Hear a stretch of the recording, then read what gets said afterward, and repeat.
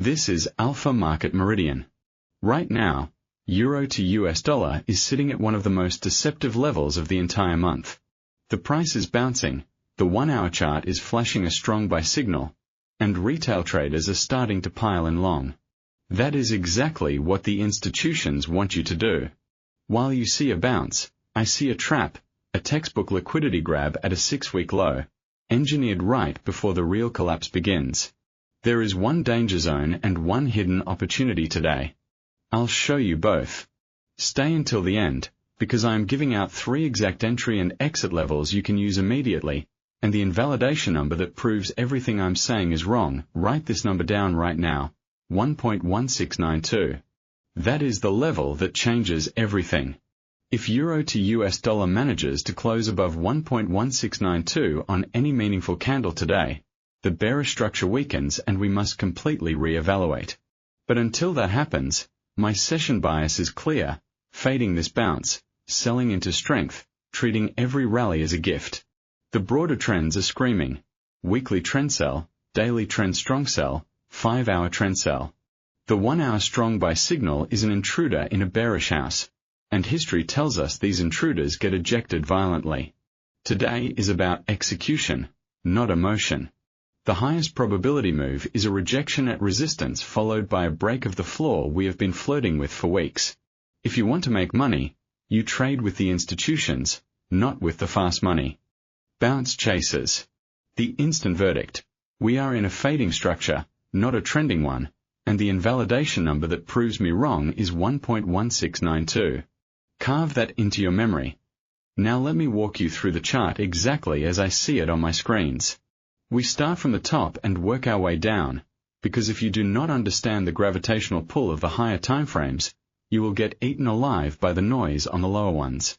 The weekly chart is painting a clear bearish continuation. The moving average ribbon is beginning to fan out to the downside.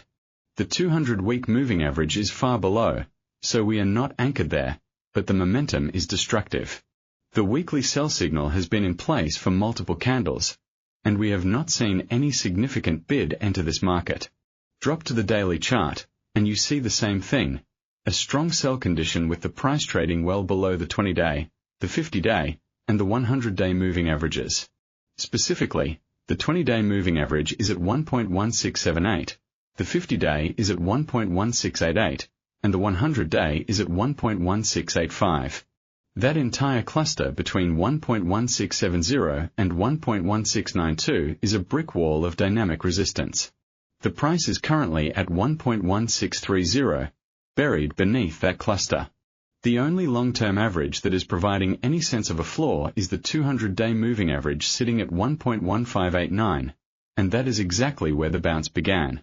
That is not a coincidence. The market probed the 200-day, found a pocket of liquidity, and bounced hard enough to trigger the 1-hour strong buy. But look at the momentum indicators. The daily MACD is printing negative at minus 0.001, and the histogram bars are not even thinking about curling up. There is no bullish divergence on the daily, no hidden momentum under the hood. RSI is at 43.8, nowhere near oversold, leaving plenty of room to run lower. When RSI is not even below 30 on a daily sell trend, you should not be looking for bottoms, you should be looking for continuation. Now drop to the 4-hour chart. The 4-hour sell trend is intact, and the moving averages are all sloping lower. The bounce off the 200-day managed to pierce back above the short-term MA5 at 1.1642, but as I speak, the MA10 at 1.1660 is already acting as a dynamic ceiling.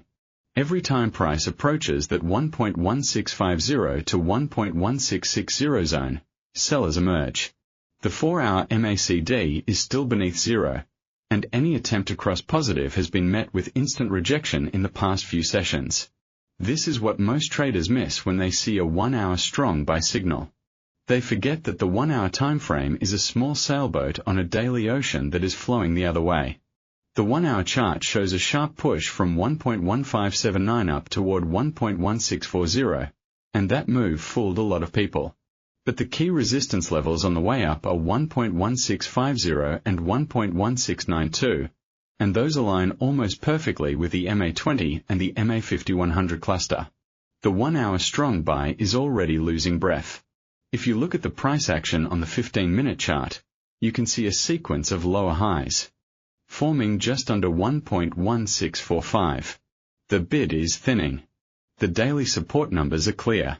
The first line in the sand is 1.1579, the recent low that triggered the bounce.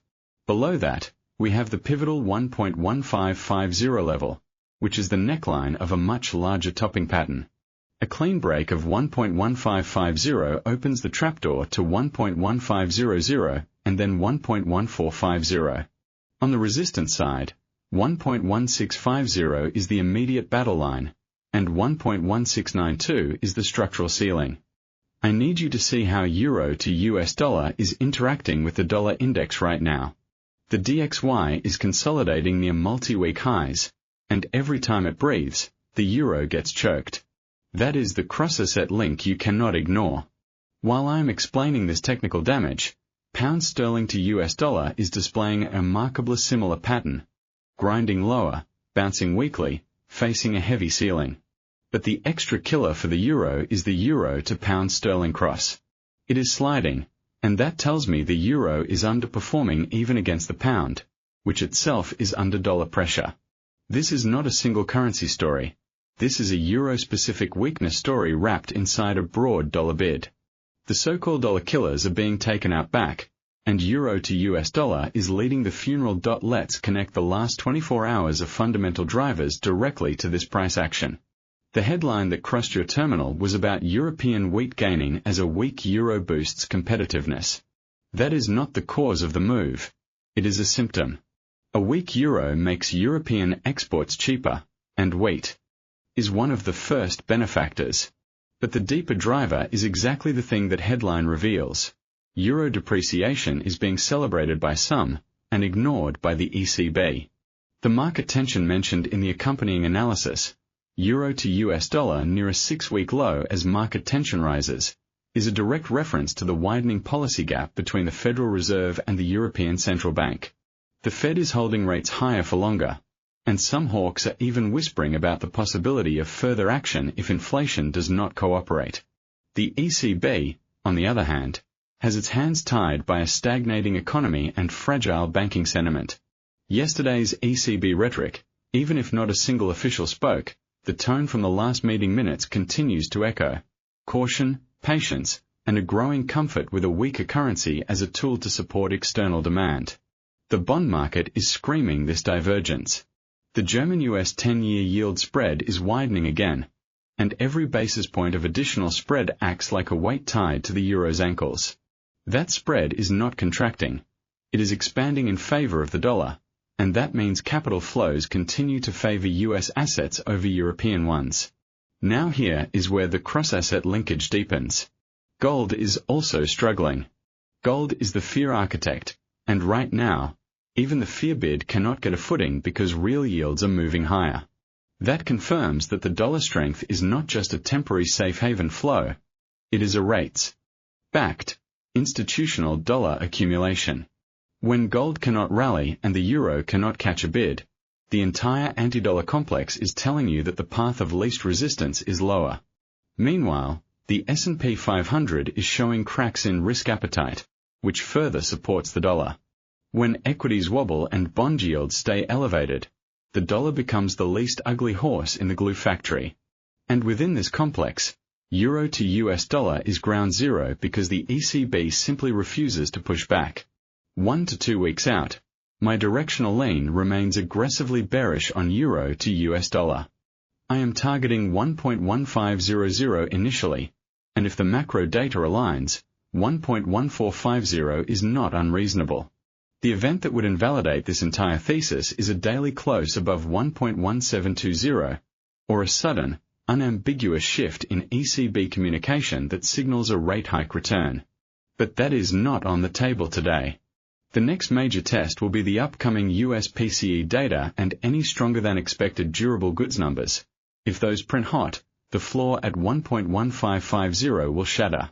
If they print soft, we may get a deeper bounce towards 1.1750, but even that bounce would likely be sold unless the ECB fundamentally changes tone. The dollar killer's narrative has been inverted. For now, the dollar is doing the killing. Most people will skip this next section because they think the analysis is enough. But this is where money is actually made. The exact trade setups. I want you to focus because these plans are built to work whether the collapse happens today or after one more fake-out rally. We are going to go through three strategies. The sniper, for conservative traders who want confirmation, the active trader, for those willing to manage a pullback entry, and the aggressor, for the high-risk operators who know how to lose small and bet on momentum. Every level I give you is actionable right now. Strategy 1, the sniper, the conservative approach. Your trigger is a failed move into the resistance zone. Wait for euro to US dollar to rally into the 1.1650 to 1.1670 area. You do not enter blindly.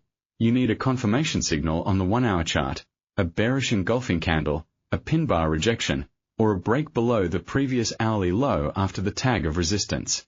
Once that prints, you enter short. Your stop loss goes exactly at 1.1695. Just above the structural invalidation level of 1.1692, giving the trade breathing room but keeping risk contained. The logic is simple. If the price can push above that resistance brick wall, the bearish structure is damaged and you do not want to be short. Your first target is the 200-day moving average support at 1.1589, which aligns with the near-term support of 1.1579. That gives you a risk-reward ratio of approximately 1 to 1.5 on the initial move. Once that target is hit, move your stop to break-even and aim for the second target at 1.1550. If 1.1550 breaks, let the remaining position run toward 1.1500. The risk-reward on the full ride is north of 1 to 3. What voids this sniper setup? If the price simply grinds above 1.1692 with conviction and never gives a clean rejection, you stay flat. No trade is better than a forced trade. Strategy 2, the active trader, the standard engagement. Many of you are comfortable entering on a breakdown of a short-term support rather than waiting for a pullback. For you, the entry condition is a decisive 1-hour candle close below 1.1600. That level represents a break of the current bounce's micro-support and signals that the 1-hour strong buy has been fully absorbed. Enter short on that close. Your stop loss sits at 1.1650, just above the first resistance and above the recent swing high. That stop is roughly 50 pips wide, but it protects against a whipsaw back into the resistance zone. Once in the trade, target 1 is 1.1550 for a clean 1-to-1 initial move. The moment 1.1550 is touched, tighten your stop to entry or trail it by 20 pips on the 1-hour chart to lock in profit. The second target is 1.1500, and you can let the remainder ride with a trailing stop as long as the price stays below the 1-hour MA20, which will be dynamically shifting lower. If the market instead fails to break 1.1600 and bounces back above 1.1635, do not force the trade. Step aside and wait for the sniper entry. This active setup leverages the continuation momentum without chasing the low. Before I give you the aggressor plan, let's see how aligned this community really is. Type your euro to US dollar range for tomorrow in the comments right now. Give me a high and a low, for example 1.1670 and 1.1550. I'm reading those comments every day, and I want to see who is seeing the same trap I'm seeing. Strategy 3, the aggressor, for high-risk traders only. This is a momentum chase on a breakout of the critical floor. Do not take this trade unless you understand that you could be stopped out within minutes. The trigger is a 15-minute candle close below 1.1575, just under the 1.1579 support, confirming the trapdoor is opening. Enter short immediately with a tight stop at 1.1610. That stop is only 35 pips, so you must be precise. The logic is that if the breakdown is real, price should not retrace back above 1.1610 with ease.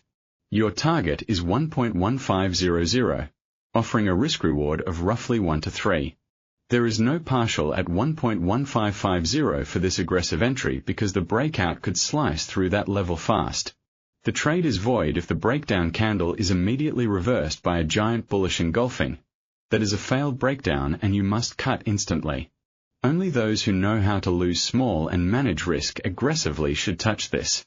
This is not a strategy to average down into. This is a sharp blade. Here is the risk management pulse, and I will keep it brutally short. Never risk more than 1 to 2% of your account on any single trade. No open positions through high-impact news events like the US PCE release. Stops are non-negotiable. If you move a stop away from the market because you do not want to be wrong, you are gambling, not trading. Let's close the loop and set you up for the next session. The single most critical level to carry into tomorrow is 1.1550. That is the line that separates a controlled bear trend from an accelerated collapse. If that level is breached with volume, the next stop is 1.1500 and then 1.1450, and the volatility will be fast. If it holds, we remain in a messy consolidation between 1.1550 and 1.1700, and you trade the range until it breaks. Tomorrow, I will be focusing on the US PCE data pre-positioning and how it will impact not just euro to US dollar but also the US dollar to Japanese yen intervention ghost zone and gold's fear premium. There is a specific scenario where a hot inflation print detonates a correlated sell-off across risk assets, and I will give you the exact levels for that in the next video. If you want the full breakdown on Bitcoin and the S&P divergence, that video is live right now. Check the end screen. The risk asset shadow trade is already playing out, and the funding rates are flashing a warning. Smash the like button if this analysis gave you a clear, unemotional plan for the day. Subscribe and hit the bell for daily coverage of all 8 key assets. I release before the institutions finish their morning coffee. I'll see you in the next one.